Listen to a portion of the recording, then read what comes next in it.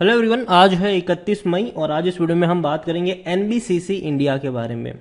देखिए, NBCC India के कल नतीजे सामने आए हैं और नतीजे खराब है और 2% की गिरावट भी आज देखने को मिली है। 33 रुपए के आसपास शेयर ट्रेड कर रहा है। वीडियो में डिस्कस करेंगे कि इस रिजल्ट्स के क्या मायने निकलते हैं और कंपनी में खरीदारी के मौके हैं कि नहीं है, तो कहां पर है। वीडियो को शुरू करूं उससे पहले अगर आपने अभी तक चैनल को सब्सक्राइब नहीं किया है तो प्लीज़ अभी इसे सब्सक्राइब कर लीजिए, क्योंकि आगे भी बहुत सारे वीडियोस हैं जो आपको काफ़ी ज़्यादा हेल्प करेंगे।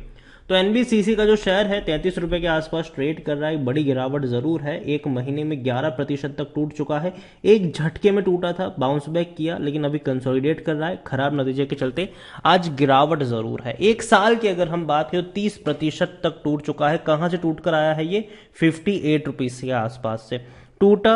थोड़ा बहुत संभलने की कोशिश करी, लेकिन उसके बाद इस साल की शुरुआत से ही लगातार ये टूटता जा रहा है, संभलता नजर नहीं आ रहा है। कोविड के वक्त अगर हम देखें तो ये 16 रुपए के आसपास मिल रहा था, उसके बाद बाउंस बैक जरूर किया था, लेकिन उसके बाद अब लगातार इसकी पिटाई हो रही है, धुलाई हो रही है। एनबीसीसी इंडिया को लेकर अगर हम देखें तो कंपनी मिड कैप शेयर है और 6000 करोड़ के आसपास का इसका मार्केट कैप है। वॉल्यूम देखें तो 35 लाख के आसपास नजर आया है। नतीजे की अगर हम बात करते हैं तो नतीजे में आप देख सकते हैं कि इनके जो प्रॉफिट है उसमें 52% का डिप आया है। कंपनी को जो इस बार प्रॉफिट हुआ है वो मुश्किल से 40 करोड़ के आसपास का हुआ है, जो पिछले साल इसी क्वार्टर में अगर हम देखें तो 86 करोड़ का हुआ करता था। तो कंपनी के प्रॉफिट में एक बहुत बड़ा डिप आया है। इसके अलावा कंपनी के जो रेवेन्यू है वहां पर भी गिरावट है।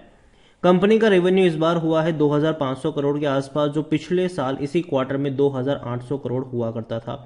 तो कंपनी के रेवेन्यू और प्रॉफिट दोनों में हमें गिरावट देखने को मिली है पिछले साल के मुकाबले।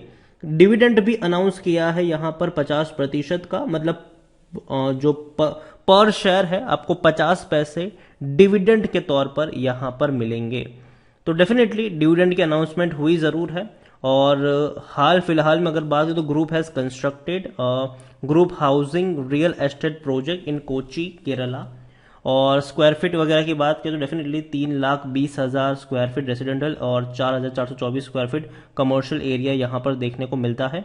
और देखो, कंपनी जो है वो कोई छोटी मोटी कंपनी नहीं है, बड़ी कंपनी है, सरकारी कंपनी है एनबीसीसी। हालांकि इस बार के जो नतीजे हैं वो इनके फेवर में नहीं है, ना ही इनके लिए अच्छे रहे हैं। सरकारी कंपनी है तो जाहिर सी बात है प्रेसिडेंट ऑफ इंडिया सबसे बड़े प्रमोटर है और एक भी शेयर गिरवी नहीं है। और हाईएस्ट पब्लिक शेयर होल्डर में एलआईसी है 6.55% की होल्डिंग के साथ। इंडिविजुअल इन्वेस्टर होल्डिंग 21.05% के आसपास देखने को मिल रही है। एनबीसीसी को लेकर देखें तो according to money control user 22% लोग कह रहे हैं कि बेचो और भाग जाओ। बाकी हर कोई खरीदारी करने की और खरीदारी करी है तो बने रहने की बात यहां पर कर रहे हैं। एनबीसीसी के रेवेन्यू लगातार टूट जरूर रहे हैं, लेकिन अब इनके रेवेन्यू जो है 2022 में शायद आपको बढ़ते नजर आ सकते हैं। रीजन ये है कि कंपनी ने हर क्वार्टर में 2000 करोड़ से ज्यादा का ही रेवेन्यू कमाया है, तो जाहिर सी बात है इनका जो रेवेन्यू आपको देखने को मिलेगा वो 8000 करोड़ के आसपास का देखने को मिल सकता है 2022 में। और जहां तक बात करें इनके प्रॉफिट्स की, तो प्रॉफिट टूटे जरूर थे, लेकिन अब प्रॉफिट धीरे धीरे इंक्रीज हुए थे 2021 में, लेकिन अब धीरे से प्रॉफिट अगर आप देखो तो 2022 में प्रॉफिट में कोई इतना बड़ा जंप आपको देखने को नहीं मिलने वाला है, क्योंकि इसी क्वार्टर में कंपनी को काफी कम मुनाफा हुआ है। हालांकि इससे पहले के क्वार्टर में अगर आप देखो तो कंपनी को 83 करोड़ का प्रॉफिट हुआ था, जो कि अच्छा प्रॉफिट आप कह सकते हो। तो देखते हैं कि क्या ओवरऑल निकल कर आता है इनका अजम्पशन। दूसरी ओर खरीदारी करने के सही मौके क्योंकि शायद ओवरबोट जोन में नहीं है और पी रेशियो काफी कम हो चुका है, 27 का हो चुका है, तो सेक्टर पी 43 से तो कम ही है। कोई भी रेड फ्लैग नजर नहीं आ रहा है और लॉन्ग टर्म में पैसा इसने बनाकर दिया है। यहां पर अच्छा डिविडेंड पे नहीं कर रहा है, लेकिन 50 पैसे, अब जिस तरीके से शेयर 33 रुपए के आसपास टूट गया है, वहां से 50 पैसे का डिविडेंड मेरे हिसाब से उतना खराब नहीं होता है। एक और खबर थी एनसीएलटी में भैया, अगर आप देखो तो नेशनल कंपनी लॉ ट्रिब्यून में पिटीशन आई थी एनसीएलटी को इंसॉल्वेंसी प्रोसेसिंग में धकेलने के लिए, लेकिन अब उस पिटीशन को खारिज कर दिया गया है। मतलब जो भी था ऐसा कुछ नहीं होने वाला है। एनबीसीसी जो है वो काम करती रहेगी। एनबीसीसी को लेकर अगर हम देखें शेयर होल्डिंग्स की अगर हम बात करने जाए तो प्रमोटर के पास 61.75% की होल्डिंग है। 3.99 म्यूचुअल फंड्स, 7.09 डोमेस्टिक इंस्टीट्यूशन, 3.31 एफआईएल्स और 23.86% की होल्डिंग रिटेल और अदर पार्टीज के पास देखने को मिल रही है। देखा जाए तो म्यूचुअल फंड ने खरीदारी करी है दिसंबर के मुकाबले। 3.10% की होल्डिंग 3.99% के आसपास देखने को मिल रही है। देखो एनबीसीसी को लेकर मैं एक ही चीज कहूंगा कि डेफिनेटली कंपनी लॉन्ग टर्म का खिलाड़ी मुझे नजर नहीं आता है, क्योंकि देखो सरकारी कंपनी है और सरकारी कंपनी में डेफिनेटली आप लॉन्ग टर्म का विजन नहीं रख सकते हैं, खास करके उन कंपनियों में जो आपको ना ही ग्रोथ देता है ना ही आपको डिविडेंड दे रहा है। ठीक है, एनबीसीसी को लेकर मैं एक ही चीज कहूंगा, शॉर्ट टर्म का खिलाड़ी जरूर ये हो सकता है। और अगर जहां तक बात करें इनके सपोर्ट की, तो नजर आता था पहले इनका, अगर आप देखो तो 40 रुपए के आसपास सपोर्ट नजर आता, लेकिन अब वो टूट के बिखर चुका है और नेक्स्ट सपोर्ट जो है वो डेफिनेटली मेरे हिसाब से बन सकता है अब 30 रुपए के आसपास। इनिशियल सपोर्ट जो है वो 30 रुपए के आसपास बन सकता है, अगर वहां पर आपको एनबीसीसी का शेयर नजर आ जाता है।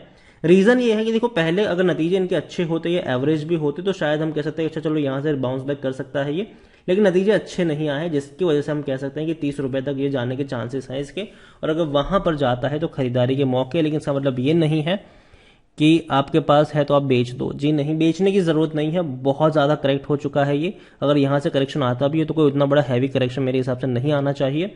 और एनबीसीसी खरीदारी करी है, बने रही है। जहां तक बात है फ्रेश बाइंग की, तो यही कहूंगा आपसे कि फ्रेश बाइंग के लिए जल्दबाजी मत करेगा, मार्केट थोड़ा सा अभी अनस्टेबल है, खास करके इंफ्रा कंपनियों के लिए अभी भी अगर आप देखो तो चीजें उतनी बेहतर नहीं हुई है। रीजन ये है कि जिस तरीके से इन्फ्लेशन बढ़ रहा है, जिस तरीके से अगर आप देखो तो इंटरेस्ट रेट बढ़ रहे हैं, उसको ध्यान में रखते हुए लोग अपने प्लान्स को शायद पोस्टपोन भी कर रहे हैं, जिसकी वजह से अगर आप देखो तो थोड़ी सी दिक्कत इन कंपनियों को हो सकती है लॉन्ग टर्म के लिए, अभी शॉर्ट टर्म के लिए। लेकिन लॉन्ग टर्म में देखो रिकवरी लौटनी है, ये हर कोई जानता है। इन्फ्लेशन भैया ऐसा नहीं रहेगा हर बार, धीरे धीरे वो कंट्रोल में जरूर आएगा, और जैसे ही चीजें कंट्रोल में आ जाएगी वापस से आप मार्केट में एक अच्छा बूम भी जरूर देखोगे। और वैसे भी मार्केट ऑलरेडी काफी ज्यादा भाग चुका था कोविड के बाद, और अब अगर आप देखा जाए तो वो करेक्ट होने की कोशिश कर रहा है। लेकिन फिर भी अच्छी बात है कि पिछले कुछ दिनों में मार्केट ने अच्छी रिकवरी दिखाई भी है और एक अच्छा सपोर्ट बनाया भी है। एनबीसीसी को लेकर मैं एक ही चीज कहूंगा कि ये कोई उतना बड़ा खिलाड़ी नहीं है कि आप यहां पर एक बहुत बड़ा निवेश करके बैठ जाए और ये एक्सपेक्ट करें कि आपको ये मालामाल बना देगा, जी नहीं। ये छोटा सा खिलाड़ी है और लॉन्ग टर्म का भी खिलाड़ी नहीं है। यहाँ पर नीचे के लेवल पर खरीदने के मौके हैं, ऊपर के लेवल पर भागो और निकल लो वाले ही मौके बनेंगे।